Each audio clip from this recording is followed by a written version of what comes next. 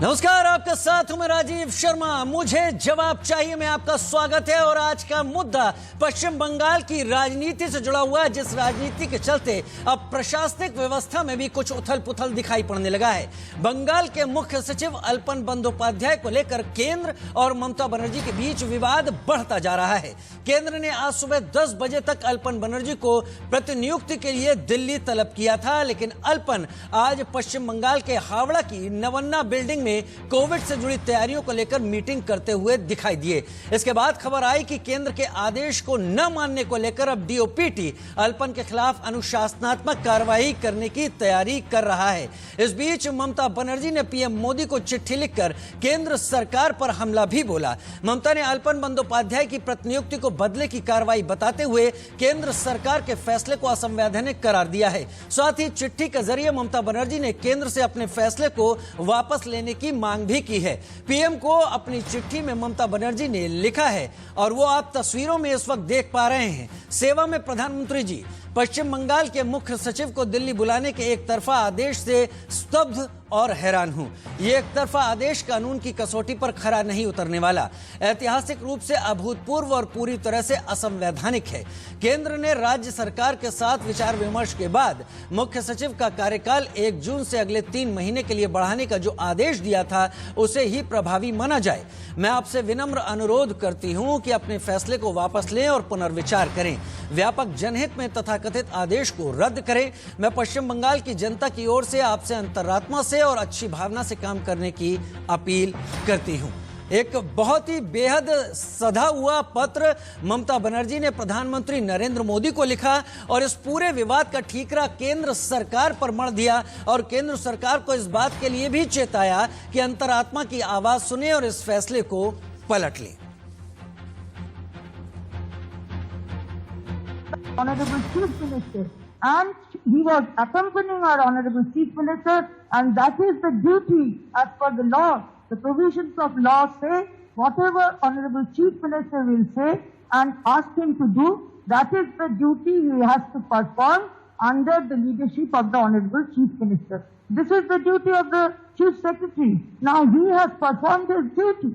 Now what made the Union Law Minister to say this, which is downward the law, and this is not the provisions of law. The Indian Constitution and the law are given a total go-by. This is very, very unfortunate. मेरा ख्याल है कि जितनी गंभीरता से और जितनी शालीनता से और जितने कॉन्फिडेंस से वो झूठ बोलती हैं, देश में ऐसा झूठ बोलने वाला व्यक्ति मैंने आज तक नहीं देखा। मेरा ख्याल है कि जितनी गंभीरता से और जितनी शालीनता से और जितने कॉन्फिडेंस से वो झूठ बोलती हैं, देश में ऐसा झूठ बोलने वाला व्यक्ति मैंने आज तक नहीं देखा। एक अजीब स्थिति इस वक्त पूरे देश के ढांचे में दिखाई पड़ने लगी है और अजीब स्थिति इस तरह की हो गई है जहां पर तमाम राज्य तो केंद्र के साथ सहयोग कर रहे हैं। केवल और केवल पश्चिम बंगाल से तमाम ऐसी खबरें निकल कर आ रही हैं जहां पर मुख्यमंत्री ममता बनर्जी प्रधानमंत्री नरेंद्र मोदी से सीधी टक्कर, सीधे विवादों में उतर रही हैं और हस्तक्षेप भी कर रही हैं और ये चीजें लगातार होती हुई दिखाई पड़ रही हैं। अब तक तो ये राजनीतिक बातें थी और ये माना जा रहा था कि राजनीतिक वाद विवाद में ये सारी चीजें चलती हैं, लेकिन अब प्रशासनिक व्यवस्था भी इसके चलते उथल पुथल का शिकार होती हुई दिखाई पड़ रही है। मेरे साथ तमाम खास मेहमान इस वक्त जुड़ने जा रहे हैं। मेरे साथ शिवम छाबड़ा कुछ देर में जुड़ने जा रहे हैं बीजेपी प्रवक्ता के तौर पर। मेरे साथ जुड़ गए हैं सुरेंद्र सिंह राजपूत साहब, कांग्रेस के प्रवक्ता के तौर पर ताल ठोक कर बात कहते हैं और अपनी बात अगर गलत हो तो प्रतिक्रिया सुनने में एतराज भी नहीं करते और स्क्रीन पर दिखाई पड़ रहे हैं हाथ जोड़कर, बड़ा विनम्र रूप से उनका स्वभाव है, लेकिन अपनी बात जोरदार तरीके से रखेंगे। और यही स्थिति नीरज राय टीएमसी से मेरे साथ हैं, वो भी इसी तरीके से अपनी बात रखते हैं। और डॉक्टर पीके अग्रवाल मेरे साथ आज जुड़े हैं, पूर्व मुख्य सचिव पश्चिम बंगाल के तौर पर। सबसे पहले मैं पीके अग्रवाल साहब आपके पास आ जाता हूं, क्योंकि राजनीतिक बातें तो चलती रहेंगी, वो लगातार चलती भी जा रही हैं। केंद्र ने चीफ सेक्रेटरी को दिल्ली रिपोर्ट करने के लिए कहा, चीफ सेक्रेटरी आज कोविड की मीटिंग लेते हुए दिखाई पड़े नवन्ना बिल्डिंग में। ममता बनर्जी ने प्रधानमंत्री को पत्र लिख दिया कि इस फैसले को वापस लिया जाए, यह असंवैधानिक है, यह नहीं होना चाहिए था। मैं आपसे जानना चाहता हूं इस बहस की शुरुआत में, क्योंकि आप वरिष्ठ आईएएस अधिकारी रहे हैं और पूर्व मुख्य सचिव पश्चिम बंगाल रहे हैं, नियम क्या है हमारे तमाम दर्शकों को समझाइए आज के वाद विवाद जो भी उभरा है उसके परिप्रेक्ष्य में। देखिए, जो नियम है the administrative service cadre rules 1954 after rule 11B authority to exercise certain powers in respect of members of service serving in connection with the affairs of the state constituting a joint cadre. These power of the state government under Rule 9 in relation to the members of the service serving in connection with the affairs of any of the state shall be exercised by the government of that state. इसलिए जो all India service के rule हैं और जो नियम हैं, जब व्यक्ति स्टेट गवर्नमेंट में नौकरी कर रहा है तो उसका बेसिक कंट्रोल स्टेट गवर्नमेंट के पास होता है। वैसे सेंट्रल गवर्नमेंट की ही ऑल इंडिया सर्विसेज हैं, उनका भी कंट्रोल है। अब इस पे डिपेंड करता है कि जो अलापन बंदोपाध्याय हैं उन्होंने पेंशन स्टेट रूल्स में लिया है कि सेंट्रल रूल्स में लिया है। इसके अतिरिक्त अगर सेंट्रल गवर्नमेंट ने उनको 31 मई को आज रिपोर्ट करने के लिए कहा है और स्टेट गवर्नमेंट उन्हें अगर रिलीज नहीं करती है, एक पत्र लिखा है, तो ये बहुत डिफिकल्ट है अलापन बंदोपाध्याय के लिए, जबकि वो स्टेट गवर्नमेंट में काम कर रहे हैं, कि वो बिना स्टेट गवर्नमेंट की अनुमति के छोड़ के जाएं। तो इस प्रकार से एक असमंजस की स्थिति है। उसमें मैं सोचता हूँ कि ऑफिसर को फुटबॉल ना बनाया जाए और दोनों गवर्नमेंट में जो विरोधाभास है, जो भी अगर मान लो उनका अलापन बंदोपाध्याय का कोई अनुशासनहीनता थी तो उनको ये शोकॉज देना चाहिए और बिना शोकॉज के उनके विरोध में एक्शन नहीं हो सकता है। क्योंकि एक जो आईएएस के जो कंडक्ट रूल्स है उसमें लिखा है कि संविधान का अनुच्छेद 310, 311 ऑल इंडिया सर्विस में एप्लीकेबल है। उसके अनुसार किसी भी ऑफिसर के विरुद्ध एक्शन लेने के पहले, अनुशासनात्मक कार्रवाई करने के पहले आपको एक अपॉर्चुनिटी देना होगा, उसका रिप्लाई आपको सुनना होगा। डॉक्टर पीके अग्रवाल, वो रिप्लाई सर। डॉक्टर पीके अग्रवाल, आपने कहा कि ऑफिसर को नोटिस दिया जाना चाहिए, शो कॉज, उसके पास ये चीजें एक स्तर के तौर पर, जिस तरह से एक स्टेप के बाद दूसरा स्टेप होता है ऐसे होती है। लेकिन अभी संक्षेप में मुझे बताइए, केंद्र ने अगर उन्हें आने का आदेश दिया है, राज्य सरकार उन्हें रिलीव नहीं कर रही, जैसे सुप्रीम कोर्ट हाई कोर्ट होता है कि हाई कोर्ट के फैसले पर सुप्रीम कोर्ट अगर कुछ कहता है तो हाई कोर्ट की वहां पर बात नहीं मानी जाती, फिर सुप्रीम कोर्ट का आदेश सर्वोपरि हो जाता है। इस स्थिति में अल्पन बंदोपाध्याय के लिए किसका आदेश मानना ज्यादा जरूरी आपको दिखाई पड़ता है? देखिए, जो मैंने 34 साल आईएएस में काम किया है, तो इसका नियम है कि कभी प्रति नियुक्ति पर सेंट्रल गवर्नमेंट जब किसी ऑफिसर को बुलाती है, एक ऑप्शन लिया जाता है। ऑप्शन लेने में अगर ऑफिसर ऑप्शन देता है, फिर स्टेट गवर्नमेंट की अनुमति मांगी जाती है। अनुमति अगर स्टेट गवर्नमेंट देती है तो ऑफिसर सेंट्रल गवर्नमेंट में जाता है। क्योंकि आपने सुनी होगा कि पश्चिम बंगाल सरकार ने कई अफसरों को केंद्रीय प्रतिनियुक्ति पे जाने नहीं दिया और वो केंद्र ने स्वीकार कर लिया। और आपने देखा इस क्षेत्र में भी उनका जो 3 महीने का एक्सटेंशन है केंद्रीय सरकार ने किया था।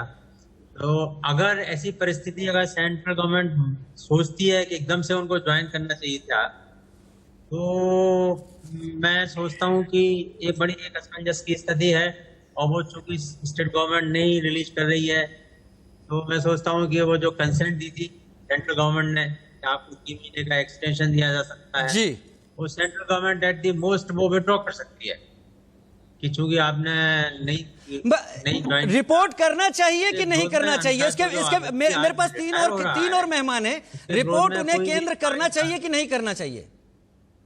देखिए, जब तक स्टेट गवर्नमेंट, मैंने बताया ना कि स्टेट गवर्नमेंट जब तक रिलीज नहीं करेगी जी, तो ऑफिसर नहीं जा सकता है। ठीक, ऑफिसर ऐसे नहीं जा सकता है। ठीक है, डॉक्टर पीके अग्रवाल, पूर्व मुख्य सचिव पश्चिम बंगाल, तमाम चीजों को साफ करते हुए, हालांकि कई मामलों में उन्होंने बातों को दोनों तरफा रखने की कोशिश की हमारे सामने। अब मैं अपने राजनीतिक मेहमानों के पास आता हूं। शिवम छाबड़ा साहब बीजेपी से मेरे साथ इस वक्त जुड़े हुए हैं।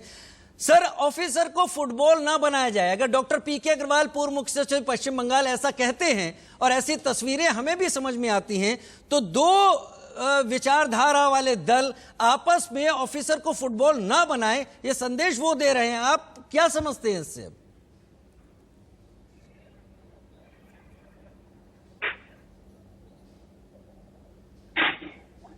शिवम छाबड़ा जी, शिवम छाबड़ा जी, आपको आवाज आ रही है मेरी? शिवम भाई, ऑफिसर को फुटबॉल ना बनाया जाए। भाई, जिस मुख्यमंत्री ने प्रदेश को ही हाशिए पे लाके खड़ा कर दिया हो और ऐसी स्थिति, ऐसी कॉन्स्टिट्यूशनल वहां पे हम कह सकते हैं कि आपदा की स्थिति में लाके कर दिया हो, इस प्रकार का बयानबाजी मुझे लगता ठीक नहीं है। और कहीं ना कहीं अगर केंद्र सरकार ने उस चीफ सेक्रेटरी साहब को दिल्ली तलब किया है, तो निश्चित रूप से उसके पीछे कॉन्स्टिट्यूशनल स्थिति को देखते हुए किया गया है। इसमें कहीं कोई आपत्ति और मुझे लगता है प्रशंसनीय का विषय नहीं है। लेकिन ममता बनर्जी पुरानी खिलाड़ी हैं, मुझे लगता है विषय पर राजनीति करना उनका एक अजब सा उनका एक तरीका है। अब आप कल्पना करिए कि देश के प्रधानमंत्री आपदा का आकलन करने के लिए पश्चिम बंगाल जाते हैं। भाई, वो उड़ीसा भी गए थे, वहां भी मुख्यमंत्री थे, वहां के भी चीफ सेक्रेटरी थे, वहां के भी नेता जो हम कह सकते हैं केंद्रीय मंत्रिमंडल के नेता थे, उस बैठक में मौजूद थे। ऐसा क्या हो गया कि पश्चिम बंगाल के मुख्यमंत्री और वहां के मुख्य सचिव उस बैठक में उपस्थित होने के लिए उन्होंने अपनी हम कह सकते हैं असहज उन्होंने महसूस किया। जो बैठक प्रदेश की स्थिति का आकलन करने के लिए की गई होगी। अब आप सोचिए कि किस तरीके के कॉन्स्टिट्यूशनल क्राइसिस से पश्चिम बंगाल गुजर रहा है। हर बात पर राजनीति करने का एक जो नया ट्रेंड है ना, अब आप कल्पना करिए कमिश्नर पुलिस की मतलब मुख्यमंत्री इतनी वो हो गई है कि वो कमिश्नर पुलिस की संरक्षण में भी आ जाती है, चीफ सेक्रेटरी के संरक्षण में भी आ जाती हैं। तो साहब उन्हीं से पूछ लीजिए कि उनको अलग देश बनाने की उनकी मंशा है क्या? कि अगर उनको इस देश के फेडरल स्ट्रक्चर में विश्वास नहीं हो रहा है तो वो चाहती क्या है? हर जगह राजनीति तो करना ठीक नहीं है। आपदा के समय में राजनीति करनी चाहिए कि नहीं करनी चाहिए, इस बात का जवाब शायद डॉक्टर अग्रवाल बहुत वरिष्ठ IAS अधिकारी रहे हैं, शायद इस बात का मतलब अपने पूरे कार्यकाल के दौरान शायद उनको अनुभव नहीं हुआ होगा कि इस प्रकार का कॉन्स्टिट्यूशनल क्राइसिस ही किसी स्टेट के अंदर होने वाला हो। इस जहाँ पे मुख्यमंत्री प्रधानमंत्री की अगवानी में चलो छोड़ दीजिए, लेकिन उस बैठक का हिस्सा नहीं बन रही है जिस बैठक का उद्देश्य प्रदेश के अंदर में आपदा से क्या नुकसान हुआ है उसका आकलन करना हो। तो सीधा सीधा मामला है, राजनीतिक रूप से उसको रंग नहीं देना चाहिए। अगर दिल्ली ने निश्चित रूप से दिल्ली में कैबिनेट सेक्रेटरी साहब ने वहां के चीफ सेक्रेटरी साहब को तलब किया है, उनको आना चाहिए और अपनी ड्यूटी ज्वाइन करनी चाहिए, ऐसा मेरा मत है। चलिए, आपका ऐसा मत है कि अगर उनके वरिष्ठ ने उनको यहां पर रिपोर्ट करने के लिए बोला है तो उन्हें यहां पर आना चाहिए। लेकिन मुद्दा यहां पर इससे भी कहीं अलग जा रहा है। मैं सुरेंद्र भाई के पास आऊंगा, लेकिन क्योंकि पश्चिम बंगाल का मसला है, सुरेंद्र भाई जरा नीरज राय साहब से भी सवाल यहां पर ले लेते हैं। नीरज राय साहब, लगता है दो हाथ होने की तैयारी हो गई है और इसमें पीके अग्रवाल साहब जो बोल रहे थे वो सही कह रहे थे कि बनेगा ऑफिसर ही फुटबॉल, विचारधाराएं लड़ती रहेंगी। क्या हो रहा है? हर बात पर टक्कर ही लेनी है? देखिए, बात ऐसी है राजीव भाई कि अब तक मोदी जी और अमित शाह जी चुनावी मुद्दों से बाहर नहीं निकल कर आ पाए।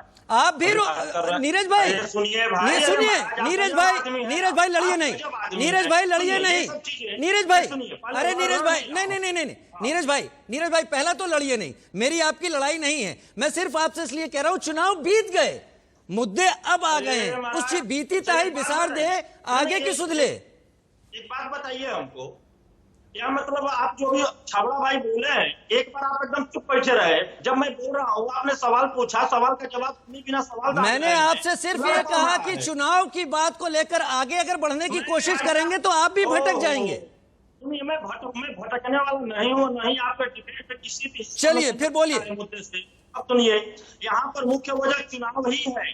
मैं वो भी बोल रहा हूँ कि इनका जादूगर बंगाल की जनता ने नकार दिया था, कुछ हिसाब से आगे बताइए अवतरण बंदोपाध्याय गलत क्या है?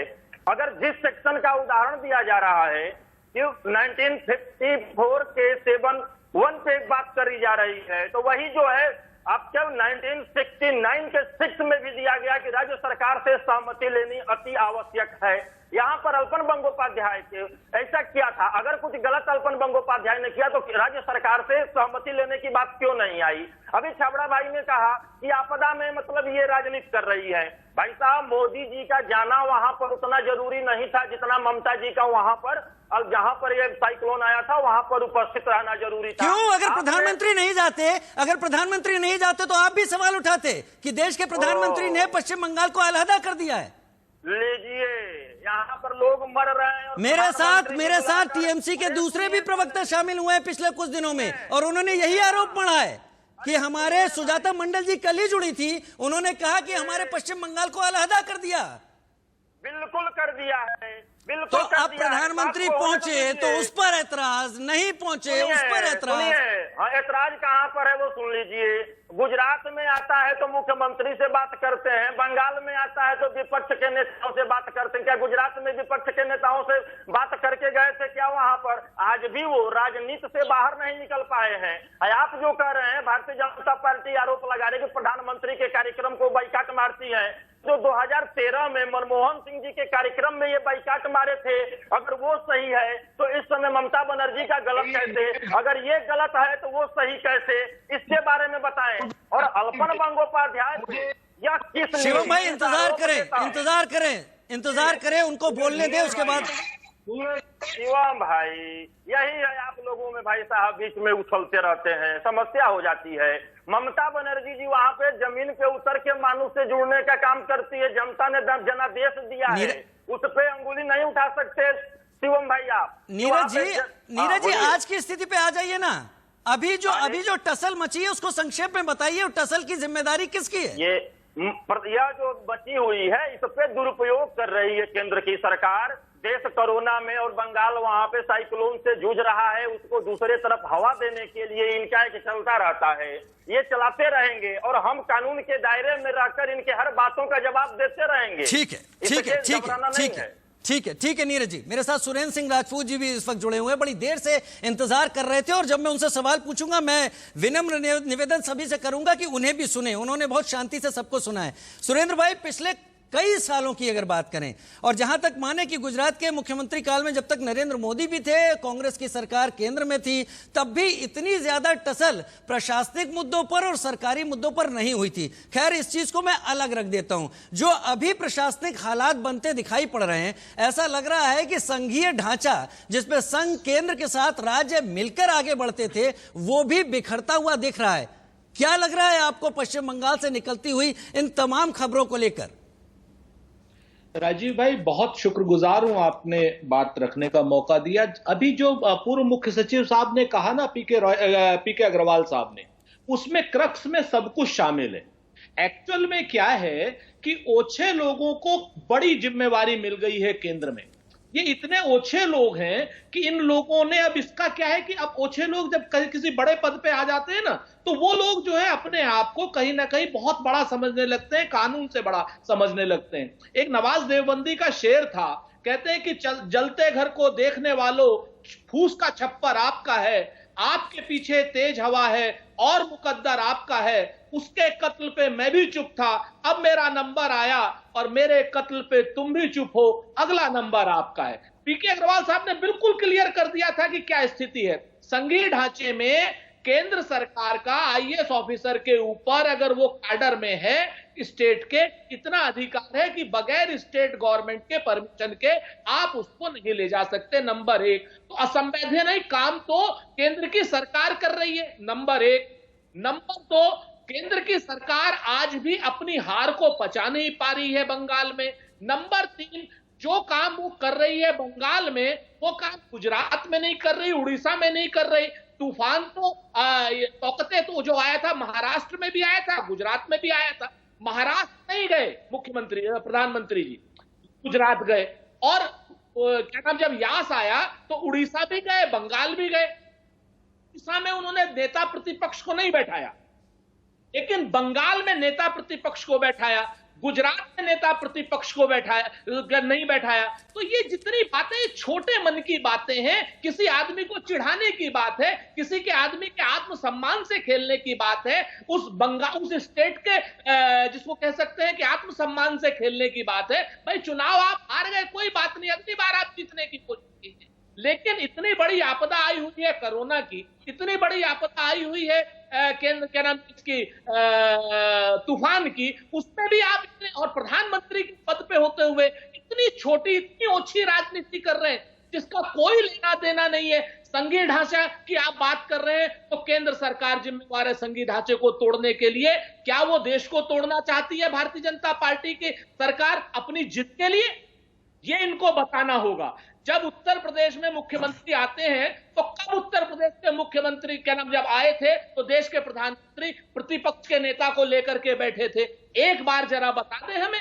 तो इस तरीके की जो जिसको कहते हैं ना थेथराई वाली बात, ये थेथरपन की जो भारतीय जनता पार्टी बात कर रही है राजीव भाई, इससे देश की एकता को, अखंडता को और संघीय ढांचे को प्रबल नुकसान होने की संभावना है।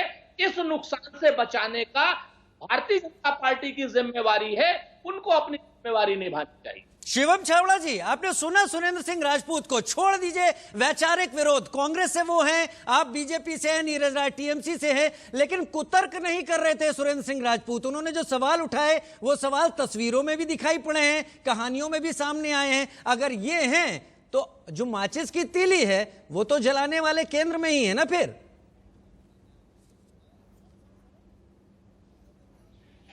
नहीं, सुरेंद्र राजपूत जी ओछी राजनीति की बात करते हैं तो मुझे लगता है कि उनको अपने गिरेबान में झांक के देखना चाहिए कि ओछी राजनीति कौन कर रहा है। और कहीं ना कहीं इस पूरे विषय के ऊपर में तो सुरेंद्र राजपूत जी को तो मुझे लगता है बोलने का भी थोड़ा अधिकार कम है। बेगानी शादी में अब्दुल्ला दीवाना, भाई जिस राज्य के ऊपर चर्चा कर रहे हैं, लोकतंत्र की बात करेंगे। शिवम जी आप अच्छे छावड़ा साहब,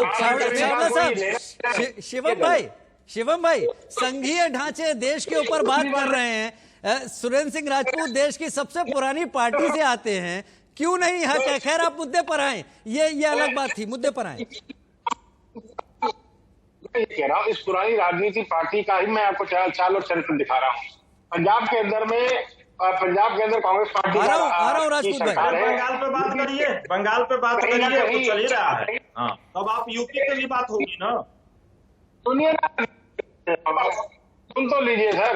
मैं क्या कह रहा हूँ कि पंजाब के अंदर में कांग्रेस पार्टी की सरकार है, वहां पे तो कोई संघीय ढांचे को किसी प्रकार का कोई खतरा नहीं है। वहां अपनी पार्टी से इनको अपना खतरा हो रहा है। अगर हम उत्तराखंड की बात करें, भारतीय जनता पार्टी की सरकार है। अगर हम कहें कि और भी किसी प्रदेश की, छत्तीसगढ़ की बात करें, वहां कोई संघीय ढांचे पर दिक्कत नहीं आ रही है। लेकिन संघीय ढांचे पर दिक्कत आती है पश्चिम बंगाल के अंदर। अब ये पूछना और सोचना पड़ेगा नीरज भाई को, उनकी पार्टी को, कि ऐसा थ्रेट, ऐसा फेडरल स्ट्रक्चर पर जो उनको जिसे कहते हैं ना थ्रेट है, वो केवल पश्चिम बंगाल में क्यों है? भाई उड़ीसा में भी मैं बता रहा हूँ क्यों है, मैं बता रहा हूँ क्यों है। इस चीज को मैं बता रहा हूँ कि आप भी घबराहट पश्चिम बंगाल पे, आप प्रधानमंत्री नीरज भाई मैं बहुत अच्छी बहस चल रही है, बहुत अच्छी बातें हैं, बोलने दीजिए, उसके बाद जवाब दीजिएगा, वक्त मिलेगा। शिवम भाई बात पूरी करें। मैं ये कह रहा हूँ किसी राजनीतिक एजेंडे लेकर के प्रधानमंत्री वहां नहीं गए।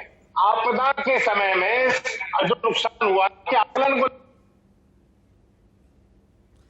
शिवम भाई आपकी आवाज नहीं आ रही शिवम भाई, लेकिन मैं शिवम भाई आपकी आवाज इस वक्त नहीं आ रही, लेकिन मैं एक बात यहां पर आपको कहना चाहूंगा। जो तमाम चीजें निकल कर आ रही हैं, अगर ये विवाद लगातार बना हुआ है पश्चिम बंगाल और केंद्र के बीच में, या मैं इसे टीएमसी और बीजेपी अगर बना के देखूं, तो इसकी भी एक सीमा होनी चाहिए। देश एक कलेक्टिव एफर्ट होना चाहिए। अगर आप कह रहे हैं बाकी देश में नहीं हो रहा, तो कुछ वजह बताइए। मुझे बता दीजिए, मैं भी जानना चाहता हूं भाई। अगर एक्सेप्शन, अगर नहीं, आपकी आवाज रुक जा रही है, माफी चाहता हूं मैं। नीरज राय आपके पास ही आऊंगा। नीरज राय, एक बात बोलिए, शिवम छाबड़ा जी ने उन्होंने कहा है कि देश के बाकी सारे राज्य, चाहे आप पंजाब मान लीजिए, चाहे राजस्थान मान लीजिए, चाहे महाराष्ट्र मान लीजिए, जहां पिछले कुछ दिनों में काफी तलखी रही, लेकिन वहां भी मिलकर काम हो रहा है। केंद्र राज्य के बीच में संबंध उतने ज्यादा नहीं बिगड़े। ये पश्चिम बंगाल और केंद्र को लेकर ही ऐसा क्यों हो रहा है? हाँ राजीव भाई, देखिए पिछले कई सालों से अगर देखा जाए तो जितना ललायत ये लोग बंगाल में चुनाव जीतने को थे, मैं शिवम भाई की बातों का जवाब दे रहा हूँ। बंगाल का चुनाव इसलिए बार बार बोल रहा हूँ कि इनके पार्टी में एक ऐसा बड़ा जादूगर है कि अगर चुनाव जीत जाती है पार्टी तो मैजिक हो जाती है, लेकिन उस जादूगर की जादू वहां पे खत्म हो गई और आने वाले समय में उस जादूगर की जादू की छाप ये लोग देश के अंदर कहाँ छोड़ेंगे, यह बचाने की जरूरत पड़ गई। और जादूगर की बेइज्जती हो रही है, इसलिए नाना प्रकार के हथकंडे अपनाकर बंगाल में जा रहे हैं।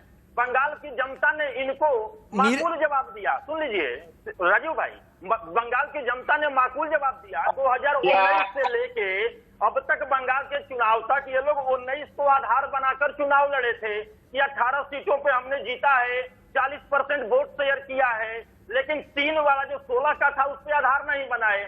18 के अनुसार 125 से 130 सीटों पे हम फिर दूसरी पटरी पर जा रहे हैं। इसे संक्षेप करें, हम फिर दूसरी पटरी पर जा रहे हैं। मैं आपसे सवाल पूछ रहा हूं, क्या ऐसा होगा? देखिए, देश का ढांचा बनाए रखने में किसी के झुकने से कोई बड़ी बात नहीं हो जाती। क्या आप चाहेंगे कि केंद्र झुके या आप भी झुक सकते हैं इस सारे प्रशासनिक टसल में? यहाँ पर न हमें केंद्र को झुकाने की लालसा है, न खुद झुकने की चाहत है। नियम के अनुसार ही मैं काम करूंगा। रही बात जानकारी और अनुभव की, तो कहीं मोदी जी से ज्यादा मेच्योर ममता बनर्जी जी हैं। 7 बार लोकसभा रही हैं और 3 बार वो भी मुख्यमंत्री रह गई हैं। ग्रास रूट से निकलकर पढ़ी लिखी नेता है। यह जाकर इनको दिमाग में मारता है कि क्या दिक्कत है कि अगर कोई भी एक कदम मैं बढ़ाता हूं तो उसके 2 कदम वो बढ़ जाती हैं। मैं अपने अधिकारी को क्यों फुटबॉल बनाना चाहूंगा? अगर अधिकारी के कोई अनुशासनहीनता है, क्या अधिकारी मनुष्य नहीं है? अधिकारी रोबोट है क्या? आम आदमी और नेताओं के लिए ही कोई नियम कानून होता है क्या? हमारे अधिकारी है, हमारे ही देश का हिस्सा है। अगर उन्होंने किया है, बंगोपाध्याय ने कुछ अनुशासनहीनता किया है, तो उसको सार्वजनिक करके प्रदेश की सरकार से नियम के हिसाब से उस पर कार्रवाई की बात करनी चाहिए, डेपुटेशन की बात होनी चाहिए। क्या है भाई, हिटलर आप है, मुसोलिनी है कि डायरेक्ट आप उस पर कार्रवाई कर देंगे? कर देंगे तो ऐसा कोई भी जमीन से जुड़ा हुआ नेता हो, मुख्यमंत्री हो, कार्यकर्ता हो, करने नहीं देगा। रोकेंगे, बार बार नहीं 1000 बार रोकेंगे इस चीज को। जितना उल्लंघन करेंगे ये लोग। चलिए ठीक है नीरज भाई, मेरे पास मुझे अभी हेडलाइंस पर जाना है, लेकिन हेडलाइंस पर जाने से पहले थोड़ा सा वक्त है। मैं सुरेंद्र भाई आपके पास आऊंगा। सुरेंद्र भाई, इसका मतलब माने कि एक राज्य और केंद्र के बीच में ये टसल पूरे संघीय ढांचे को या पूरे प्रशासनिक जिस तरह से व्यवहार होता है उस पर एक बड़ा डेंट लगा सकती है? बिल्कुल लगा सकती है। और केंद्र की सरकार, मैं आपको बताऊं राजीव भाई, कि पूरे देश में जहां जहां प्रतिपक्षियों की सरकार है वहां वहां उनको डिस्टर्ब करने का काम कर रही है। राजस्थान के साथ सौतेला व्यवहार, महाराष्ट्र के साथ सौतेला व्यवहार, आप देखिए छत्तीसगढ़ के साथ सौतेला व्यवहार, और सारी केंद्र की योजनाओं में जीएसटी के पैसे में और चाहे किसी इसमें भी। अब मैं आपको बताता हूं, शिवम जी बड़े अच्छे इंसान है, हो सकता है वहां पर केंद्र में बात पहुंचा दे। आपको बताऊं, किसान बिल जो है केंद्र ने बनाया, केंद्र को अधिकारी नहीं है किसान बिल बनाने का। राज्य सरकारों का है फूड का और एग्रीकल्चर का। एग्रीकल्चर बिल जो हमने पंजाब सरकार ने यूनियनमसली, यानी जहां पर भाजपा के विधायक भी शामिल थे, अकाली दल के विधायक भी शामिल थे, हमने एक कानून बनाया। राज्यपाल भारतीय जनता पार्टी की केंद्र की सरकार के दबाव में उस बिल को राष्ट्रपति के पास भेज नहीं रहे हैं। 8 महीने हो गए। आप समझिए, 8 महीने से वो बिल पड़ा हुआ है राजभवन में, और राजभवन में इनका एक राज्यपाल बैठा है जो भारतीय जनता पार्टी का कार्यकर्ता है, और वो उस किसान बिल को भेज नहीं रहा है राष्ट्रपति के पास। और राष्ट्रपति के पास जाएगा, वहां पर भी अटक जाएगा। पीके अग्रवाल जी बैठे हैं, आप पूछ लीजिए कि राज्य सरकार को अधिकार है या नहीं है बिल बनाने का। ठीक है सर। तरीके से पूरे देश में चाहते हैं कि सिर्फ एक आदमी की सरकार चले, वो संभव नहीं है। और संघीय ढांचे को अक्षुण्ण रखने की जिम्मेवारी सबकी है, लेकिन सत्ताधारी केंद्र सरकार की सबसे ज्यादा है, और वो अपनी जिम्मेवारी से भाग रही है। ठीक है, इन सारी थेथराई, इन सारे सवालों का जवाब लेने के लिए मैं शिवम आपके पास आऊंगा हेडलाइंस के ठीक बाद।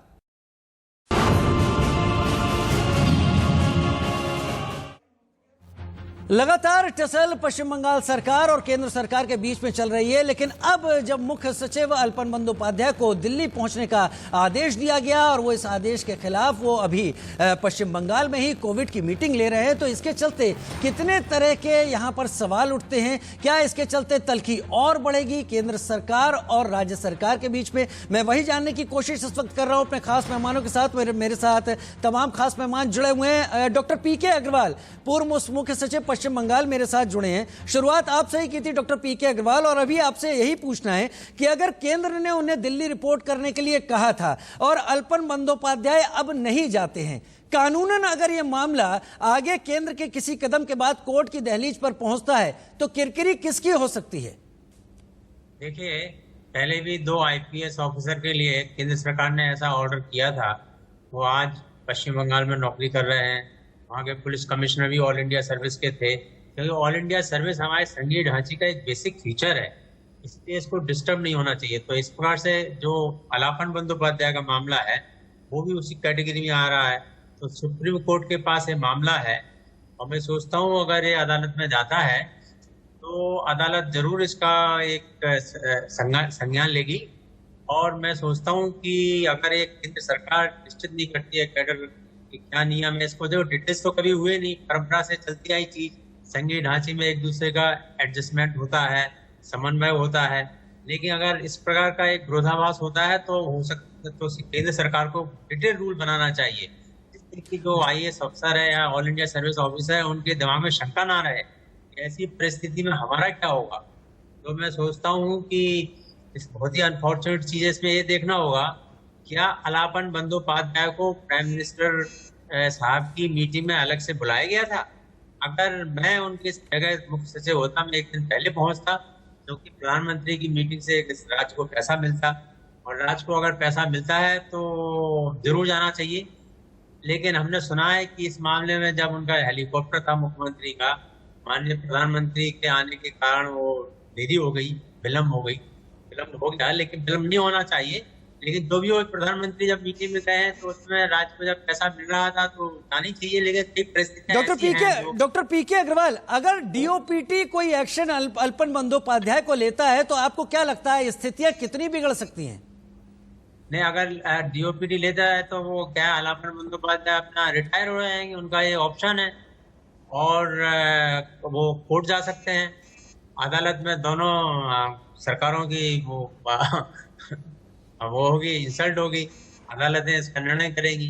लेकिन मैं सोचता हूँ उसके पहले ये मामला अदालत में जाए, क्योंकि वो रिटायर होने वाले अफसर हैं, तो ऐसा कोई जरूरी नहीं कि वो 3 महीने काम ही करें आज के बाद। तो मैं सोचता हूँ इस कंट्रोवर्सी का यहीं विराम लग जाएगा। तो अलापन बंदोपाध्याय बहुत अच्छे ऑफिसर हैं, मेरे साथ काम किया, उन्होंने मेरे अंडर में काम किया है और कुछ दिनों पहले ही इलेक्शन कमीशन ने उन्हें अच्छा एक वो दिया था, तभी तो वो चीफ सेक्रेटरी का एक्सटेंशन हुआ। उनके विरोध में ड्यूरिंग दिस इलेक्शन कोई खराब धारणा नहीं आई, कोई भी एलिगेशन नहीं आया। तो ऐसे अफसर के लेने के पहले मैं सोचता हूँ केंद्र सरकार को 2 बार सोचना चाहिए। हो सकता है कि भूल हुई हो, प्रधानमंत्री की मीटिंग में जाने से देरी हुई हो, कि वो मुख्यमंत्री के साथ थे, ठीक, हाँ, लेकिन जब प्रधान मुख्यमंत्री के साथ थे तो ऑफिसर क्या कर सकता है? ठीक है सर। शिवम छाबड़ा आप सुन रहे हैं, अभी जो कमेंट आ रहा था डॉक्टर पीके अग्रवाल का आ रहा था, पूर्व मुख्य सचिव रहे पश्चिम बंगाल के, और जो कुछ भी बातें इन्होंने सामने रखी, अब बड़ा दिल दिखाने की जरूरत इस चर्चा से तो मुझे लगती है केंद्र सरकार की होनी चाहिए।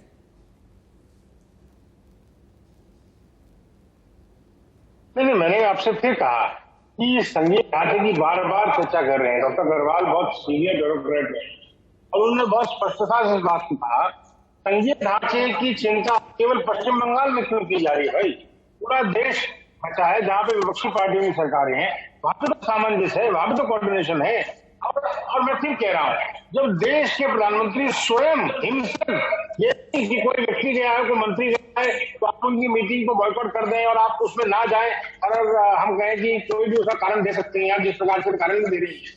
मैं केवल ये कह रहा हूँ कि जब स्टेट के प्रधानमंत्री स्वयं जा रहे हैं, स्वयं उन्होंने नोटिस किया है, और मैं शायद अग्रवाल साहब इस बात को भी करेंगे और जब सूचना जाती है, जब कैबिनेट सेक्रेटरी सूचना देंगे तो निश्चित रूप से चीफ सेक्रेटरी को सबसे पहले दी जाएगी, सीएम साहब को भी दी गई होगी, निश्चित रूप से दी गई होगी।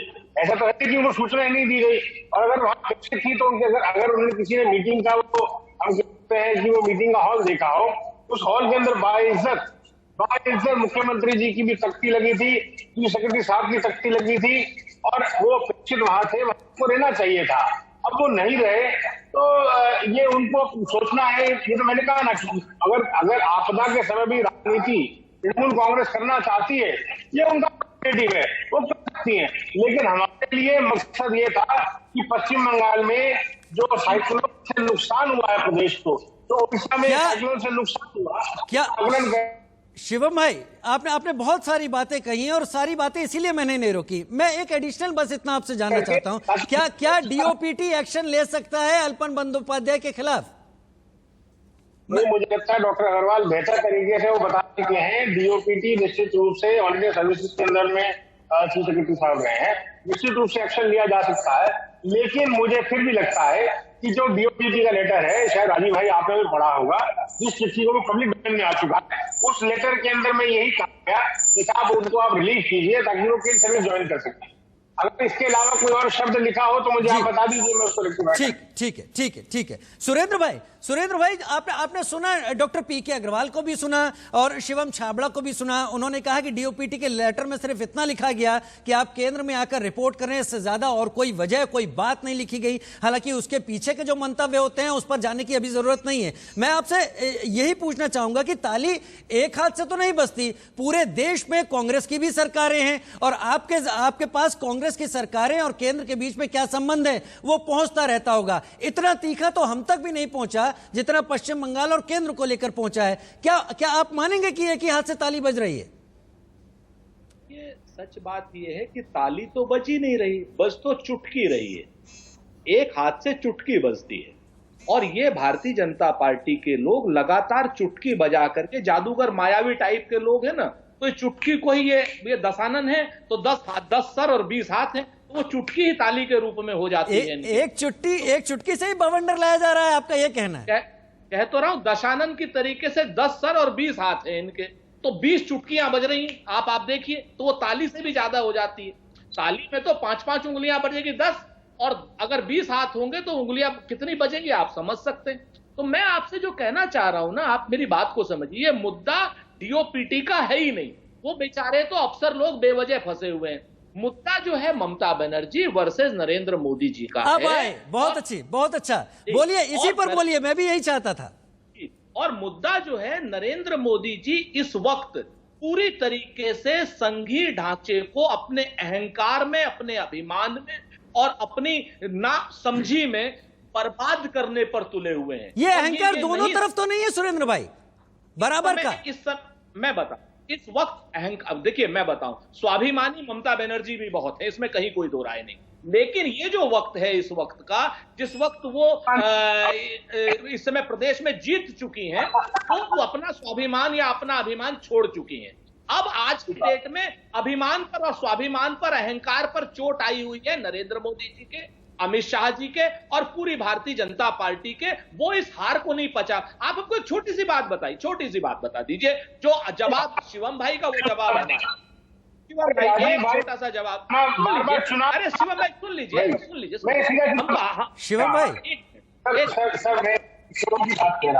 आप हमको बता दीजिए कि आपदा का जो हुआ था, गुजरात में भी विजय रूपानी से मीटिंग हुई, उसमें नेता विरोध पक्ष आया क्या, बुलाया क्या?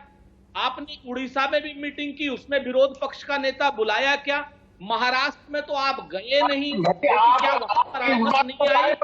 आपको सिर्फ इतना बताइए, बीच में बोलने लगते हैं। मैं बोल लेता हूं सुरेंद्र भाई, मैं बोलता हूं, चलिए मैं बोलता हूं। शिवम भाई, सीधा आरोप है कि पश्चिम बंगाल में शुभेंदु अधिकारी को लाकर ममता को चिढ़ाने की कोशिश की गई, उसकी प्रतिक्रिया में अब जो कुछ भी हो रहा है उसमें अधिकारी पिस रहे हैं। ये चीज कहना चाह रहे हैं सुरेंद्र भाई?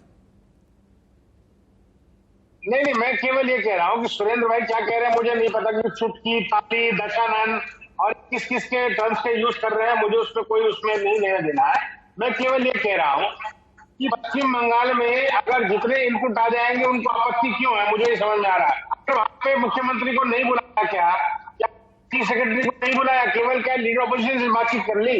उसका जवाब दे दीजिए। अब भाई वहां की मुख्यमंत्री सिर्फ एक बात बता दीजिए, मैंने आपसे एक बात को क्यों बुलाया? नहीं क्या बुलाइए तो गुजरात में भी बुलाते और उड़ीसा के भी बुलाते।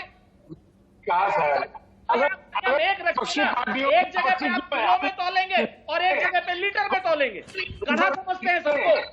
हम कहते हैं, हम ये आप हमें बताइए, गधा समझते हैं सबको गुजराती गधा समझते हैं। खाली गधे जो है गुजरात में होते हैं और कहीं नहीं होते। अब क्या बात करते हैं? आपत्ति नहीं है, में आपत्ति नहीं है। हाँ, क्योंकि बेटी शादी में अब्दुल्ला निभाना तो निश्चित रूप से पश्चिम बंगाल राजनीति से बयानबाजी के तौर पर करने आ रहे हैं। आप अगर पंजाब में आपकी हिम्मत, हैसियत और हौसला हो तो कर लीजिए मीटिंग, चले जाए प्रधानमंत्री। हिम्मत रोक रहा है? नहीं सुरेंद्र जी, हिम्मत और हैसियत की बात नहीं बस कीजिए आप।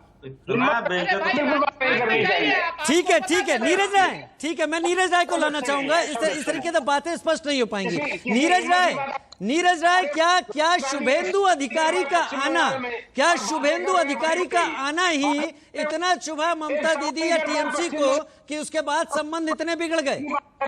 देखिए राजीव भाई, यहाँ पर शुभेंदु अधिकारी का आने से बात नहीं बिगड़ती है। जो अभी शुभम भाई कह रहे थे, नेता प्रतिपक्ष कोई और होता, वो भी मैं भी मतलब समझ रहा हूँ, छोड़िए ना, हम लोग चर्चा सार्थक करें।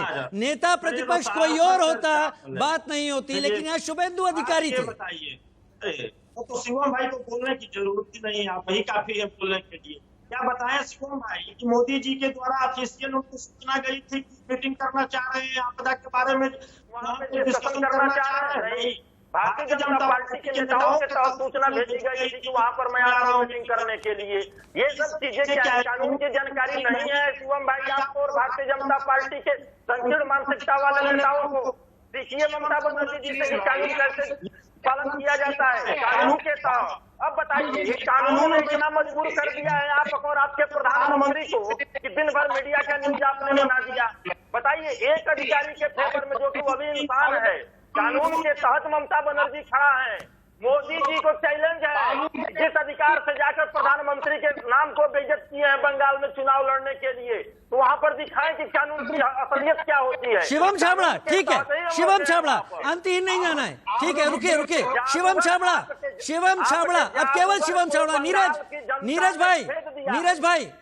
भाई, आपने कहा था ना कि मैं शिवम छाबड़ा की जगह मैं बोल रहा हूं। मैं पूरा मौका देता हूं, शिवम छाबड़ा जवाब दीजिए। नहीं, ये तो मैंने कहा ना पूर्ण रूप से राजनीतिक मामला है राजीव भाई। अब आप बताइए, मैं बार बार कह रहा हूँ, प्रधानमंत्री जब आ गए हैं तो प्रधानमंत्री के दायित्व के नाम। अरे भाई, प्रधानमंत्री का वो भाजपा के नेता बन रह गए हैं। जो प्रधानमंत्री जाकर पार्टी के नेताओं को ग्राम प्रधानी का चुनाव लड़ाए, वो प्रधानमंत्री के पद को कलंकित करने के लिए। नीरज भाई जवाब सुनिए। नीरज भाई, नहीं तो आप कहेंगे कि मैं बीजेपी की तरफ से बोल रहा हूँ। जवाब सुनिए शिवम छाबड़ा का। ममता की मुख्यमंत्री है, इस बात लीजिए, स्वीकार कीजिए। हम कोई उसमें आक्षेप कर रहे हैं, हम केवल चुन के तो उनके प्रति जवाबदेही होगी। प्रधानमंत्री होने के नाते मोदी जी पश्चिम बंगाल के आते हैं और आप कल्पना करिए, मैं अगर साहब यहाँ मौजूद है, मुझे एक इंस्टेंट जब देश के प्रधानमंत्री स्वयं बैठक के अंदर उनको आमंत्रित किया हो और बैठक में क्या बात कर रहे हैं?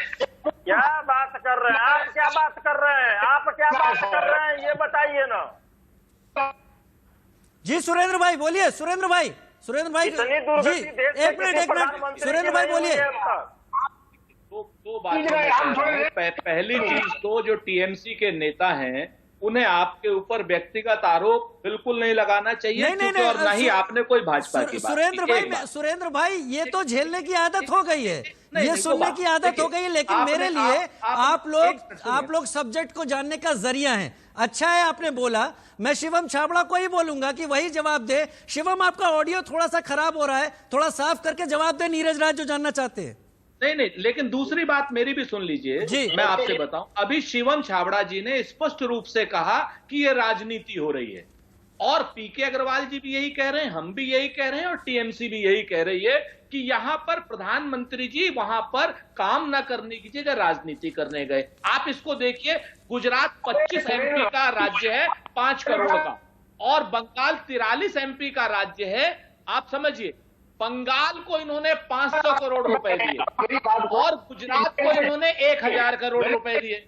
आपके सामने है। आप दूसरी बात मैं आपको बताऊं, गुजरात में मुख्यमंत्री अपने जहाज में साथ लेकर के सर्वे कराने के लिए गए, बंगाल में जहाज में अपने साथ में सर्वे कराने के लिए लेकर नहीं गए और उड़ीसा में भी लेकर के गए।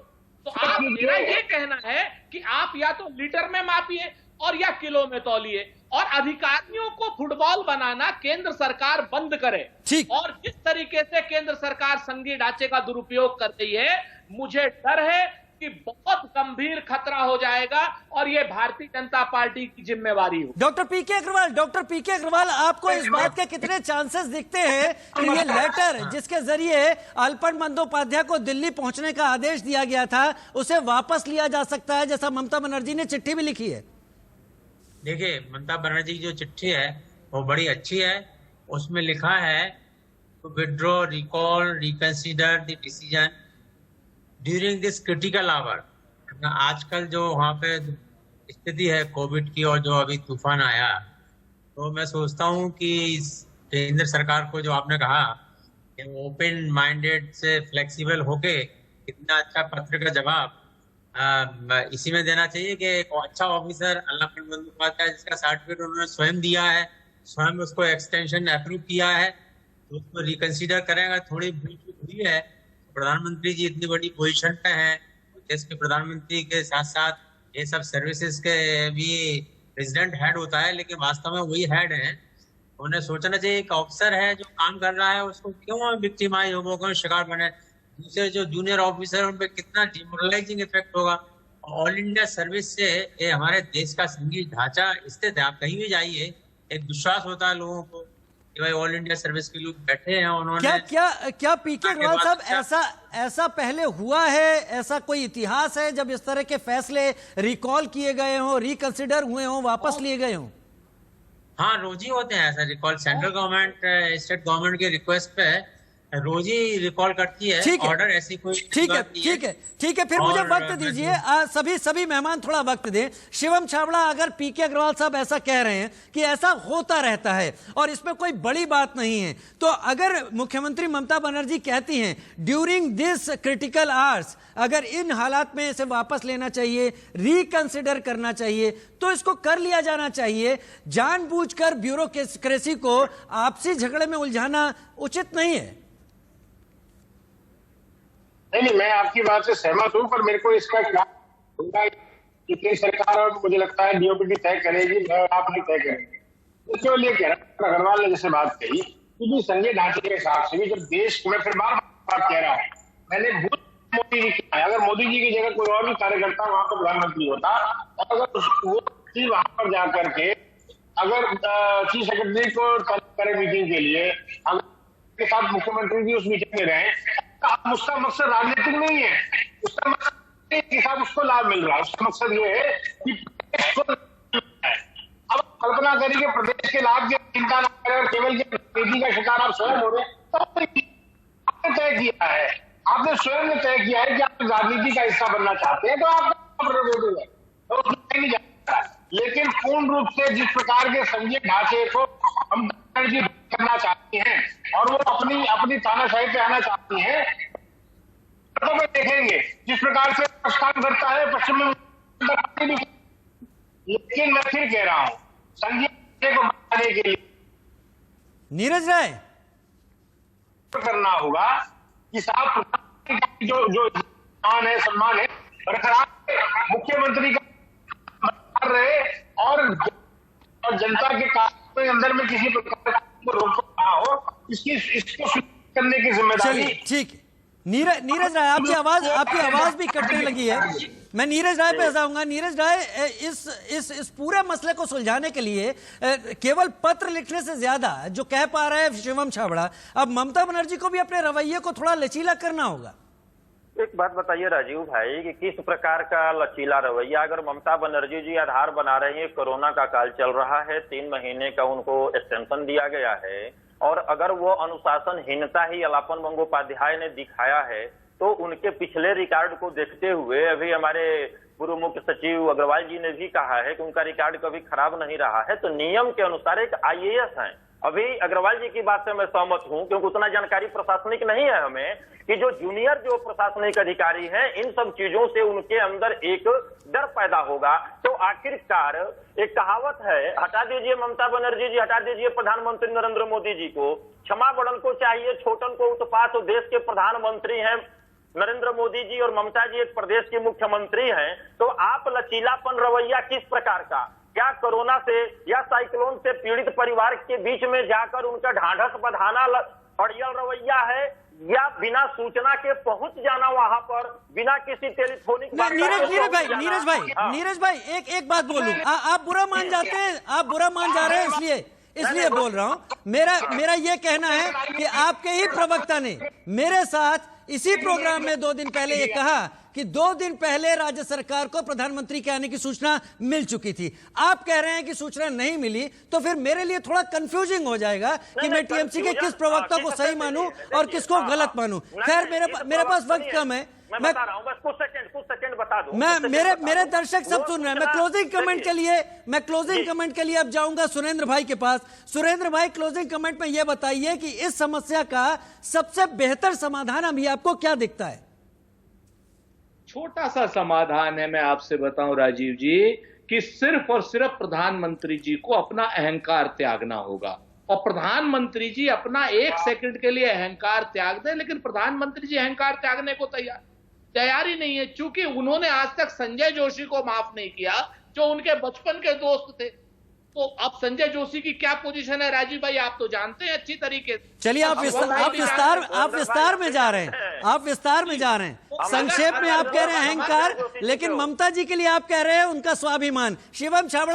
शिवम छाबड़ा, बहुत देर तक बात होती रही, तमाम चीजें निकल कर आई। मेरे पास अब समय थोड़ा सा कम है, लेकिन मुझे भी इस बात को बहुत शिद्दत से अब महसूस हो रही है बात कि जिस तरीके से दोनों ही सरकारों के बीच में तल्खी बढ़ती जा रही है, उसका शिकार अभी प्रशासनिक व्यवस्था होती हुई दिखाई पड़ रही है। उम्मीद ना की जाए कि ये जनता तक पहुंचे, जनता तक केवल सुविधाएं पहुंचे और वो तमाम वादों का अमल होता हुआ एक तस्वीर पहुंचे, जिसके पिछले 2 दिनों में काफी वायदे भी किए गए। बहुत शुक्रिया हमारे साथ जुड़ने के लिए।